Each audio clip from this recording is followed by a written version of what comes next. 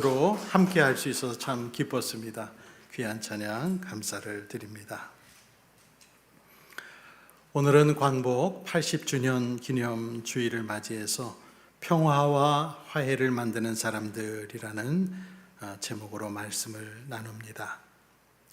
그런 가정을 해봅니다. 만약에 아직도 우리나라가 일본에 의해 지배받고 있고 우리의 말과 글을 자유롭게 쓰지 못하고 황국 신민화 운동으로 일본인이 되도록 끊임없이 교육을 받아오고 있다면 과연 지금 우리의 모습은 어떻게 되어 있을까? 교회와 기독교는 어떻게 되어 있을까 상상을 해봅니다. 만약에 1945년에 해방이 안 되었다면 지금 우리나라의 기독교인은 어떤 모습으로 교회를 이루고 있을까 상상을 해보는 것이죠. 기독교의 입장에서 본다면 만약에 1945년에 우리나라가 해방이 되지 않았다면 아마도 교회는 한반도에서 거의 절멸했을지도 모릅니다. 1938년 장로회가 일본의 신사참배 강요에 굴복하여서 신사참배를 하기로 교단의 공식 회의에서 결의한 후에 1945년까지 교인과 교역자가 수감되고 고문받고 죽는 것뿐만 아니라 교회 예배는 축소되고 많은 예배당을 폐쇄해서 일본에 헌납하고 교회의 종은 군수물자 제작을 위해 대부분 헌납되었습니다. 그리고 장로회와 감리회는 각각 전투기를 일본에 헌납하고 교회를 폐쇄해서 공회당으로 쓰게 하고 군수물자 생산 공장의 노동자들의 합숙소로 사용하도록 일본에 바칠 수밖에 없었습니다. 신사참배를 결정한 이후에 교회의 쇠퇴는 가속도가 붙었습니다. 해방되던 해 1945년에는 실제로 많은 교회당이 폐쇄되었습니다. 성결교회는 1943년에, 침례교회는 1944년에 해산되었고 해방 한 달 전인 1945년 7월에는 일제의 압력 아래 모든 기독교 교파를 하나로 묶어서 일본 기독교 조선교단으로 강제 통합하려고 하는 시도가 해방 전달에 있었습니다. 1912년에 우리나라의 장로회 총회가 처음 조직된 이후 30년 만에 교회는 완전히 바닥으로 내려 꽂혔습니다. 만약에 8.15 해방이 도둑처럼 오지 않았다면 한국교회가 어떻게 되었을까 생각하면 아찔하기까지 합니다. 8.15 광복 80주년이 그저께에 있었습니다. 해방 후 80년의 시간 동안 우리나라는 전 세계에서 유례를 찾아볼 수 없을 만큼의 발전을 이루었습니다. 2차 세계대전 이후에 민주화와 산업화를 동시에 달성한 나라는 한국이 유일합니다. 지난해 1인당 국민소득은 36,000달러로 일본을 드디어 앞질렀습니다. 명목상 GDP는 1조 8,700억 달러로 세계 12위를 기록했습니다. 이제 많은 외국인들이 한국을 여행하고 싶어하고 일본 사람들도 가장 여행하고 싶은 나라로 한국을 꼽고 있습니다. 그리고 우리나라에 오는 일본인의 약 3배 정도의 많은 한국인이 일본을 여행하고 있는 시대입니다. 일본인들은 여권을 가진 사람들이 전 국민의 17%에 불과해서 일본인은 소수의 사람만 해외여행을 하는데 우리나라 국민은 60%가 여권을 소지하고 세계 여러 나라를 자유롭게 다니고 있습니다. 뿐만 아니라 모두가 알듯이 현재 한류의 바람이 세계로 불어서 온 세계 사람들이 한국어를 배우려고 하고 한국 노래를 부르고 영화와 드라마와 애니메이션에 열광을 하고 있습니다. 1947년 백범 김구 선생님이 염원했던 오직 한없이 가지고 싶은 것은 높은 문화의 힘이라고 하는 그 소망이 해방 후 80년 만에 정말 현실이 되었습니다. 이것은 기적에 가까운 일입니다. 그렇게 크지도 않고 그리고 인구도 많이 갖지 않은 이 나라가 많은 분야의 기준이 되고 모델이 되어가며 세계인들이 한글을 배우고 한국을 본받고 싶어 하는 것은 모두가 해방된 조국이 있기 때문입니다. 일찍이 일본에 강제 점령되어서 병합된 조선을 되살리고자 자신들의 삶을 바친 독립투사들이 있었기 때문에 해방이 우리에게 온 것이라고 저는 믿습니다. 며칠 전에 한 역사 강사가 한 말을 들었습니다. 독립은 갑자기 하늘에서 떨어진 떡이 아니다. 우리 사회의 일부의 사람들은 우리들이 맞은 해방이 단순히 연합국의 승리 덕분이고 미국의 핵폭탄 투하로 인한 일본의 항복이라고 단순하게 말하기도 하지만, 그러나 그 역사 강사는 말하기를 구한 말의 구국운동부터 일제강점기 수십 년간의 투쟁이 없었다면 왜 연합국이 카이로 회담에서 한반도의 독립을 보장했고 그것이 얄타 회담과 포츠담 회담에서 반복 확인되었을까라고 물었습니다. 1940년대 충칭의 임시정부는 장제스 총통을 강력하게 설득하여 한반도의 즉각 독립을 요청했고 그것이 1943년 카이로 회담 때 실현되었습니다. 처칠의 반대와 루즈벨트의 조건부 수용을 통해 적당한 시기에 독립으로 명문화를 시켰습니다. 이것을 통해 2차 세계대전 이후에 독립을 조약으로 보장받은 유일한 곳이 우리나라가 되었다는 것입니다. 이러한 외교적 성취의 배경에는 1932년 이봉창의 의거, 윤봉길의 의거, 그리고 1919년에 대한 국민들의 3.1운동과 임시정부의 수립, 그리고 1909년에 안중근의 의거와 이에 앞선 헤이그 특사활동, 그리고 그 밖에 무수한 항일 투쟁을 통해 사람들 사이에, 외국인들 사이에서 우리가 잊혀지지 않았기 때문에 가능한 기적이었습니다. 물론 당연히 연합국의 도움, 외부의 도움, 타력이 있었습니다. 순수한 자력으로만 식민지에서 독립을 이룬 나라는 존재하지 않습니다. 그러나 단지 타력만으로 이루었다고 볼 수는 없습니다. 우리의 염원과 노력이 마침내 열매를 거두게 한 것이기에 오늘 우리의 발전적인 모습은 독립운동가들의 숨은 공로가 있다고 할 수 있는 것입니다. 최근에 제가 배운 점도 있습니다. 이토 히로부미를 저격한 안중근에 대해서 어느 교수님이 말한 것을 통해서 배웠는데요. 안중근 의사라고 우리가 흔히 부르는 말은 안중근 장군으로 불러야 맞다라고 그분은 말했습니다.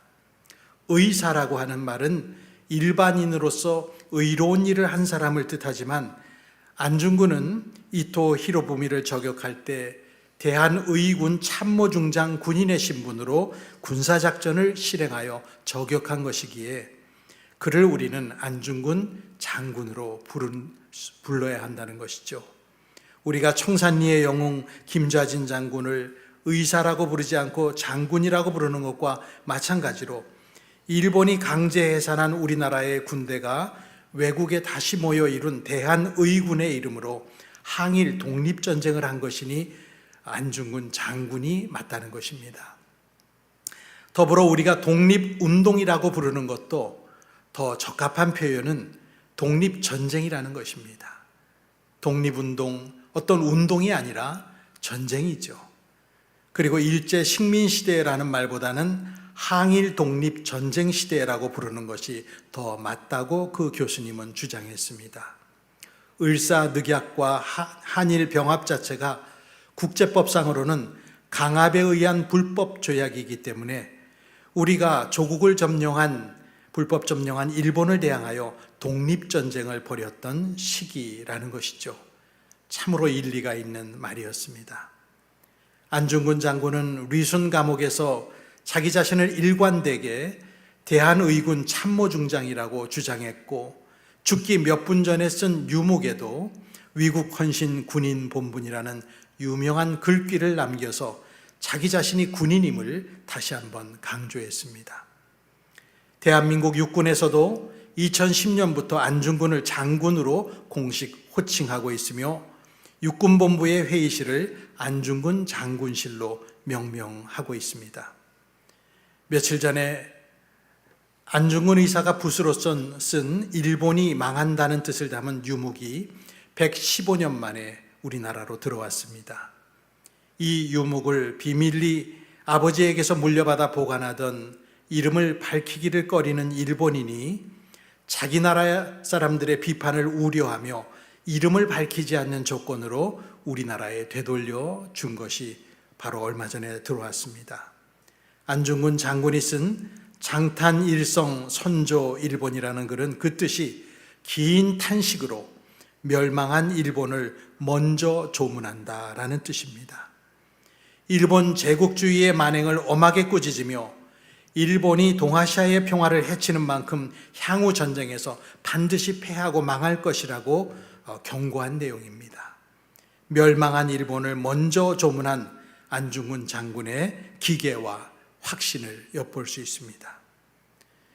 고문 후유증으로 광복을 보지 못하고 돌아가신 도산 안창호 선생께서도 1937년도에 재판을 받던 중에 일본 검사가 묻기를 조선의 독립이 가능하다고 생각하느냐라고 하는 질문을 받자 대답하시길 하늘이 대한의 독립을 명하니 대한은 반드시 독립될 것이다 라고 대답했습니다. 하늘이 대한의 독립을 명하니 우리는 반드시 독립될 것이다. 그 바람처럼 우리나라는 마침내 독립이 되었습니다. 80년 전 온 국민이 눈물과 환호성으로 맞이했던 8.15 경축일이 되면은 저는 목사로서 늘 뭔가 빚진 마음, 부채의식이 느껴집니다. 나보다 먼저 태어나 민족의 순환을 고스란히 체험하며 고민하고 갈등한 끝에 뜻을 세우고 거친 길을 담대히 걸어간 수많은 애국자와 그리고 진실과 평화를 추구한 사람들에게 빚을 진 심정을 꼭 갖게 됩니다. 분명 그분들께서는 후손인 제가 태어날 이 땅의 평화와 자유, 행복을 그리며 자신들의 삶을 던졌을 것입니다. 그러기에 얼굴도 다 모르는 그 사람들에게 큰 빚을 진 셈입니다. 독립군의 어머니로 불린 남자현 지사, 영화 암살의 전지현 씨 역할이 바로 이 남자현 지사를 근거로 한 것인데 권총과 8발의 탄환을 몸에 지니고 다니며 독립군으로 활동했던 여사입니다. 이분은 옥고를 치른 후에 병보석으로 풀려난 지 5일 만에 순국했는데 임종 직전에 아들에게 유언을 남기기를 너 때에도 독립이 이루어지지 않거든 자식 중 한 명은 나라를 위해 독립투사가 되게 해라. 조선이 독립되는 날 이 돈을 축하금으로 써라. 사람이 죽고 사는 것은 먹는 데 있는 것이 아니고 정신에 있다라고 유언을 남기고 죽었습니다. 안중근 장군도 순국 직전에 두 동생에게 가족에게 전할 유언을 남겼는데 너희들은 돌아가서 동포들에게 각각 모두 나라의 책임을 지고 국민된 의무를 다하며 마음을 같이하고 힘을 합하여 공로를 세우고 업을 이루도록 일러다오. 대한독립의 소리가 천국에 들려오면 나는 마땅히 춤추며 만세를 부를 것이다 라고 순국 직전에 유언을 남겼습니다. 저는 최근에 안중근 장군의 아들 이야기를 알게 되었는데요. 안중근의 첫째 아들 안문생은 어린 시절 길에서 누군가가 준 과자를 먹고 죽었습니다. 어머니는 둘째 아들 안준생을 이끌고 망명생활을 하다 떠돌다가 대한민국 임시정부의 지원으로 중국 상하이에 정착을 했습니다. 이후 일본군이 이들 가족을 찾아냈고 그 가족들은 일본의 감시하에 살아야 했습니다. 안준생은 나이 30이 돼서도 일본의 탄압 때문에 회사에서 일할 수조차 없었고 구걸로 연명할 수밖에 없었습니다. 그러다가 당시 7대 조선 총독인 미나미가 다가와 안중근 의거 30주년에 이토 히로부미를 기리는 위령제에 와서 이토 히로부미의 차남 이토 분키치에게 네가 사과를 하면 삶과 안전을 보장하겠다는 제의를 안중근의 둘째 아들에게 하고, 결국 1939년 10월 16일 안준생은 이토 히로부미를 기리는 사찰 남산에 있었던 박문사라는 절에서 사제와 함께 일제에 충성을 바치겠다고 하고, 부친께서 어리석은 생각으로 당신의 아버님을 죽게 만들었는데 이에 아들로서 아버지의 오만방자한 만행을 진심으로 사죄한다는 행위를 했습니다. 사진에서 왼쪽의 앞줄이 둘째 안중근의 아들 안준생이고, 앞줄에 여러분 보실 때 오른쪽이 이토 히로부미의 차남입니다. 이 사진과 기사를 조선일보, 동아일보, 매일신보는 대서특비를 하면서 안준생은 엄청난 비난을 받았습니다. 광복 이후에 중국에서 비참하게 살다가 1946년에 간신히 귀국하여 숨어 살다가 6.25의 와중에 51년도에 44살의 나이로 폐결핵으로 죽었습니다. 너무나 슬프고 아린 가족사입니다. 저는 첫째 아들이 길에서 누군가가 준 과자를 먹고 어린 시절에 죽었다는 그 사실이 너무나 가슴 아프고, 그 안중근의 아내가 느꼈을 그 아픔이 정말 고스란히 느껴지는 것 같았습니다. 우리 민족은 오래전부터 일본에 의하여 총 780회 정도의 침략을 받았습니다. 끊임없는 침략의 매짐으로 마침내 1910년 우리나라가 완전히 일본의 입속으로 들어갔습니다. 일본의 식민 통치는 대한민국에 정말로 총체적이고 깊은 상처를 남겨서 정치, 경제, 사회, 문화 등 거의 모든 분야에 부정적인 영향을 끼쳤습니다. 일제는 3.1운동 이후에 문화 통치를 내세우면서도 친일 세력을 우리 안에 계속 양성을 했고, 민족 내부의 분열을 조장하여서 독립운동가를 탄압했습니다. 당시 일본이 만든 비대하게 발달한 식민 통치기구와 관료제도는 해방된 이후에도 한국 사회에 오랫동안 권위주의 문화를 남기는 폐단을 낳았습니다.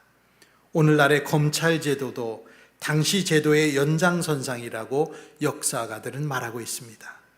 그 외에도 경제적인 수탈, 문화적인 말살정책, 역사의식 말살정책, 강제동원 등 이루 헤아릴 수 없는 총체적인 고통을 우리 민족에게 안겨줬습니다. 저는 어쩌다 우연히 일본을 찬양하며 숭배하는 사람들의 그 인터넷 모임에 들어가 본 적이 있습니다. 그 인터넷 사이트에서는 정말 정신이 아득할 정도의 말들을 서로 주고받았는데, 과거에 강제징용 그런 거는 없었고 우리 할아버지는 늘 일제시대가 얼마나 아름다웠는가라고 말씀하신다. 주로 그런 글들이 도배가 되어 있습니다. 거기에 모인 사람들은 하나같이 위안부는 직업 여성일 뿐 강제징집도 없었고 위안부도 사귀고 일본 제국주의 시대는 우리나라의 황금기라는 소리를 하면서 독립운동사를 모독하고 독립운동했던 분들을 테러범으로 생각하는, 정말 일본의 극우 세력의 주장을 그대로 반복하며 일본이 그토록 식민지 교육을 통해서 이루려고 했던 모습을 그대로 실천하여 보여주는 사람들이 21세기 대한민국에 버젓이 우리 주변에 있는 사실을 저는 제 눈으로 목격을 했습니다. 도대체 무슨 마음으로, 어떤 대의 명분으로 대한민국의 역사를 그렇게 모독하는지 정말 저로서는 이해할 수가 없었습니다. 일본인 역사가들조차도 인정하는 것을 정작 피해자인 우리나라 사람들이 인정하지 않는, 역사의 진실에 부합하지 않는 그 가치 없는 글들을 읽으면서 제 마음이 참으로 슬펐고, 이 사람들을 위해서 독립운동을 했던 사람들에게 정말 죄송한 마음이 들 뿐이었습니다. 그러한 사람들 중에 기독교인은 정말 없기를 바라는 마음뿐이었습니다. 기독교는 평화의 종교요, 화해를 이루어가는 사람들이 그리스도인입니다. 이것은 변할 수 없는 명제입니다. 기독교가 갈등을 유발하기도 하고 전쟁의 중심에 서고 신의 음성에 기댄 확신에 찬 폭력적 사람들을 만들기도 했다는 점은 늘 기독교인들을 움츠리게 하고 곤혹스럽게 하는 기독교의 흑역사입니다. 과거 일본 강점 시대 때도 많은 기독교인들이 변절하고 실질적으로 배교하며 예수 그리스도의 복음의 정면으로 배치되는 삶을 뻗어시 살았습니다. 일본에 있는 기독교 신자들은 조선 식민 지배를 정당화했고 독립운동하는 조선인을 범법자로 몰면서 천황의 은혜 아래 기독교의 복음을 가두어 두었습니다. 이 모든 것들이 평화와 화해를 이루라는 성경의 말씀을 무시하고 예수 그리스도의 말씀을 배격한 사람들이 만든 죄악들입니다. 성경 이사야서 9장 6절에는 이 땅에 오실 메시아를 일컬어 전능하신 하나님, 영존하시는 아버지, 평화의 왕이라고 불릴 것이라고 예수님 탄생 700여 년 전에 예언되어져 있습니다. 우리가 믿는 구주 예수 그리스도는 평화의 왕이십니다. 기원전 7세기경 이사야 선지자는 앞으로 맞이할 자기 민족의 억압과 해방 모두를 영적인 눈으로 내다보았고 하나님의 영에 감동된 사람으로 자신이 보지도 못한 미래에 오실 메시아 곧 예수 그리스도에 대해 예언을 했는데 이사야 61장 1절을 함께 보십시오. 61장 1절 말씀 함께 읽습니다. 주님께서 나에게 기름을 부으시니 주 하나님의 영이 나에게 임하셨다. 주님께서 나를 보내셔서 가난한 사람들에게 기쁜 소식을 전하고 상한 마음을 싸매어주고 포로에게 자유를 선포하고 갇힌 사람에게 석방을 선언하고. 이 구절에서 주님께서 나에게 기름을 부으시니 할 때 나라는 것은 1차적으로 하나님의 영으로 감동된 이사야 선지자 자신을 말합니다. 그는 자신을 보내서 하나님이 기뻐하실 사역을 하게 하셨다는 것을 적었습니다. 가난한 사람에게 기쁜 소식을 전하고 상한 마음을 싸매어주고 포로와 갇힌 사람들에게 자유와 석방을 선언하고 슬퍼하는 모든 사람을 위로하게 하셨습니다. 이 구절은 그 이후에 시간이 지나서 이 땅에 오신 예수 그리스도 안에서 완벽히 성취되었습니다. 예수님께서 자라나신 고향 나사렛에 가셔서 안식일에 회당에서 성경을 읽으셨을 때가 있었는데 그날 예수님은 두루마리 성경을 펴서 오늘의 말씀 이사야 61장 본문을 펴서 사람들 앞에서 1절과 2절을 읽으셨습니다. 그런 후에 성경 두루마리를 다시 말아서 시중 드는 사람들에게 되돌려 주시고 모든 사람이 예수님을 쳐다볼 때 한 말씀을 하셨습니다. 누가복음 4장 21절에 말한 바와 같이 이 성경 말씀이 너희가 듣는 가운데서 오늘 이루어졌다. 이 말씀을 성취하신 그리스도를 그 자리에서 선언하신 것이죠.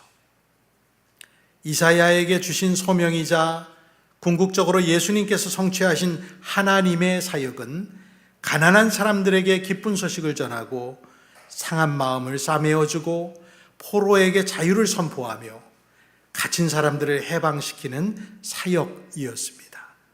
그리고 저와 여러분이 해야 할 일이기도 하죠.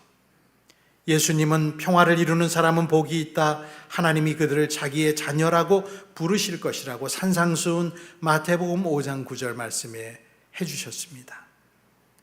여러분, 지금 현재 이스라엘과 가자 지구 팔레스틴 사람들과의 전쟁은 이스라엘에 의한 일방적인 학살로 보일 정도로 비참한 상황이 이어지고 있습니다.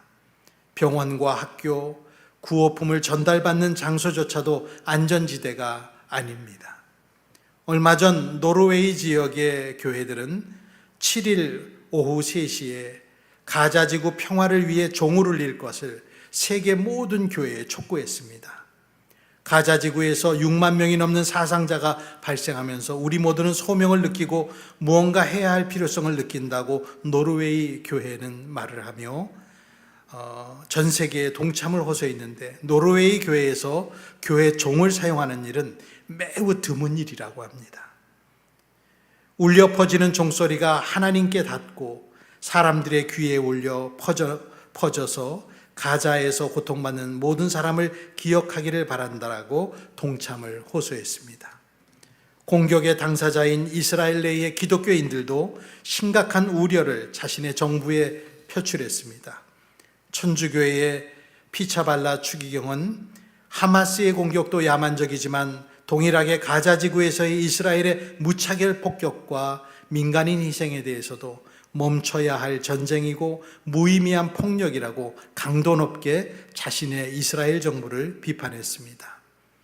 지금 현재 유엔 회원국 76%인 147개국이 팔레스타인 가자 지구를 독립 주권국으로 인정하고 있고, 아직 인정하지 않았던 국가들도 9월에 유엔 총회를 계기로 G7 국가들과 EU 핵심국들이 잇따라 팔레스틴을 주권 독립국으로 인정할 가능성이 크다고 지금 예고되고 있습니다. 자신의 주권을 잃어버리고 인정받지 못하고 자신들이 평화롭게 살던 땅에서 이스라엘에 의하여 쫓겨나고 핍박받는 사람들에 대해서 전 세계적인 지지가 잇따르고 있는 모습입니다. 이스라엘은 지금이라도 반드시 유엔이 정한 법과 규정을 지켜야 할 것입니다. 지금 모든 사람들이 평화를 염원하고 있습니다. 지난달 25일 유엔 사무총장 구테르스는 전 세계가 지금 권위주의가 증가하고 불평등이 심화되고 인간 고통에 대한 무관심으로 도덕적 위기에 직면해 있다고 우려를 표현했습니다. 디지털 플랫폼이 마치 무기처럼 사용되면서 알고리즘이 거짓을 부추기고 인종차별과 여성 혐오를 조장하고 있고, 기후위기는 재앙으로 확대하면서 가장 가난하고 취약한 환경에 처한 사람들에게 큰 고통을 안겨주고 있다고 유엔 사무총장은 우려를 표했습니다. 그리고 가자 지구에서 벌어지는 일련의 사건들은 단순히 인도주의적인 위기를 넘어 세계인의 양심에 도전하는 도덕적 위기라고 경고했습니다. 오늘 이러한 세상의 현실 속에서 우리 예수 믿는 그리스도인들은 더 적극적으로 화해를 위해 노력하는 이 피스메이커의 역할을 해야 마땅합니다. 사도 바울께서는 고린도 교회에 보낸 편지에서 우리가 화해를 위해 부름받았음을 말을 했는데, 고린도서 5장 18절에서 20절은 이렇게 말하죠. 하나님께서는 그리스도를 내세우셔서 우리를 자기와 화해하게 하시고 또 우리에게 화해의 직분을 맡겨주셨습니다.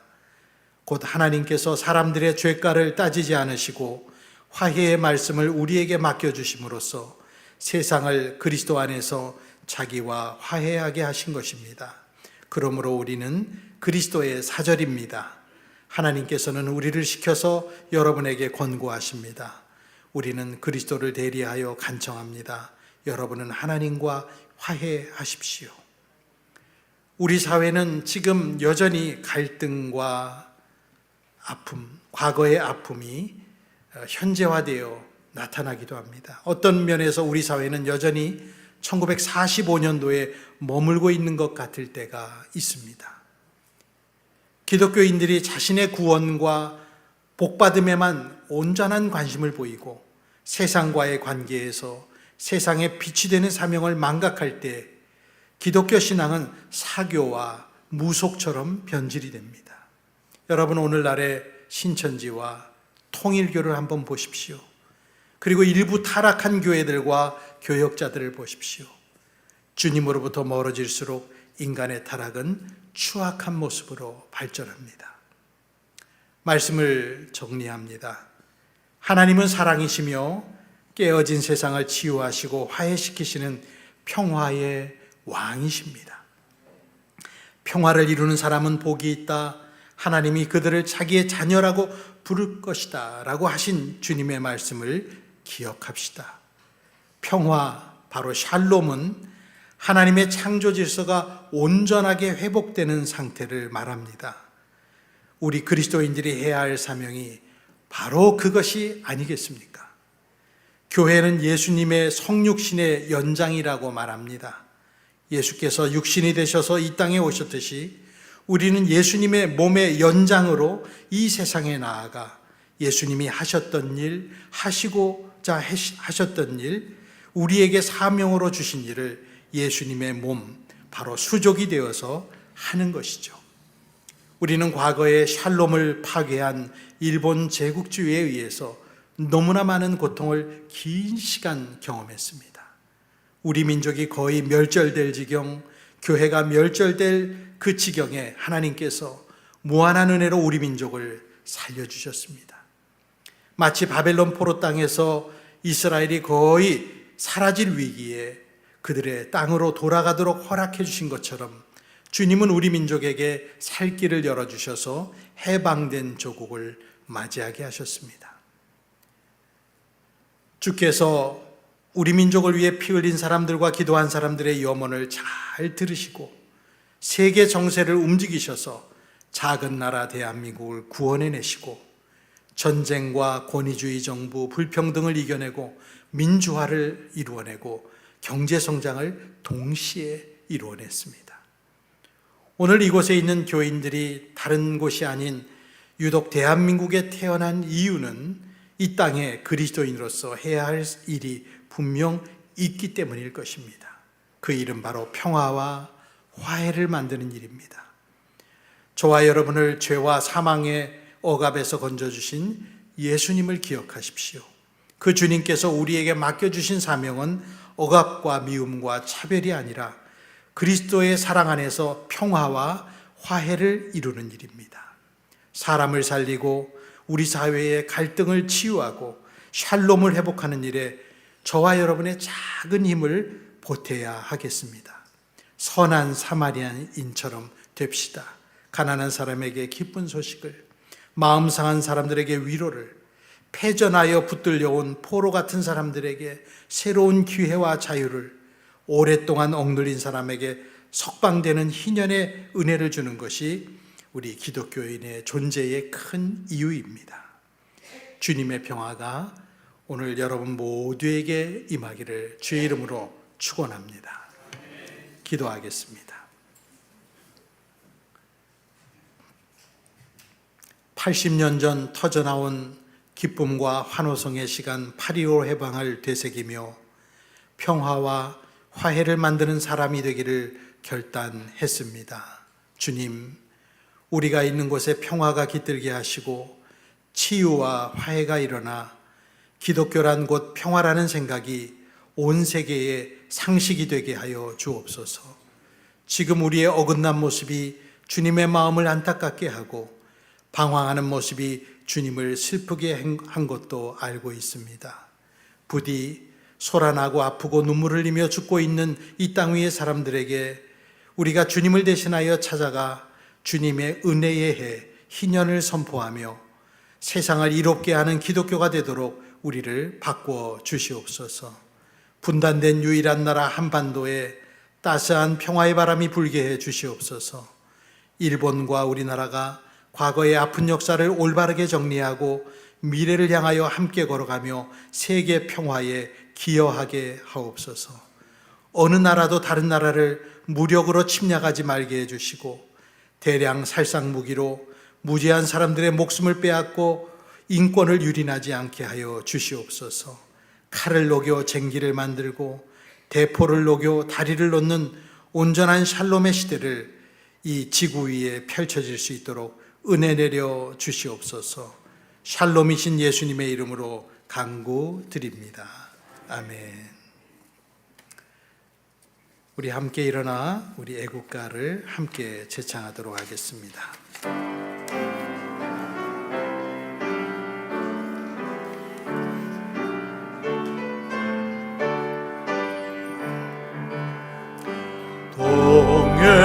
동해물과 백두산이 마르고 닳도록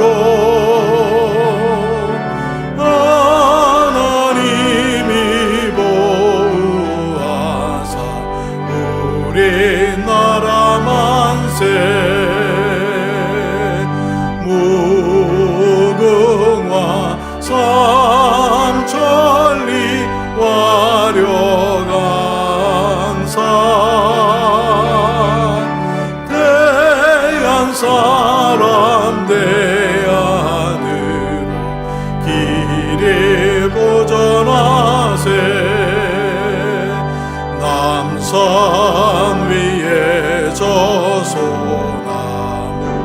철갑을 들은 듯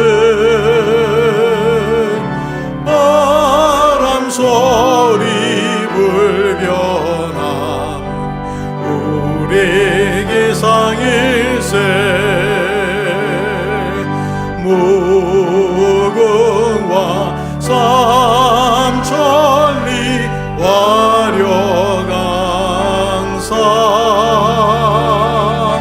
대한 사람 대안으로 길이 보전하세 가을 하늘 봄화란데 높고 구름 없이 밝은 달은 우리 가슴 일편단심일세 무궁화 삼천리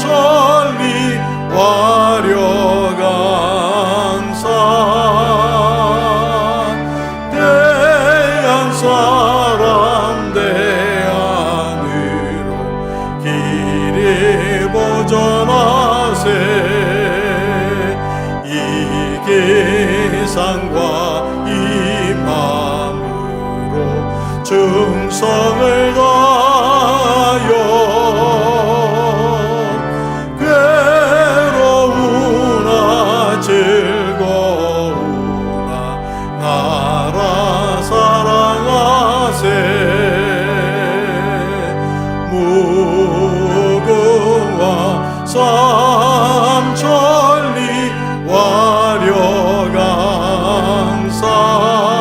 와려강산 대한 사람 대안으로 길이 보전하세